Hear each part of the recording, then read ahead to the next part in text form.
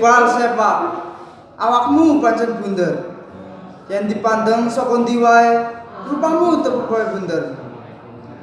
Senajan rupamu elek lan kotor, nanging awakmu disenengi kabeh wong. Sapa wong padha goleti awakmu, awakmu digawa nang lapangan. Ning lapangan awakmu ditendang bola bali awakmu tetep bunder. Bal sepak jebul awakmu sing cocok nang atiku. Atiku seneng saben dolanan karo awakmu. Saben bareng asar dugi plemo marib, awakku ora bakal lali marang wujud bundermu. Yen awakmu rusak, nanging kenanganmu tetep ana ning atiku. Bal lan lapangan iki bakal dadi saksi tresna suciku marang bal-balan.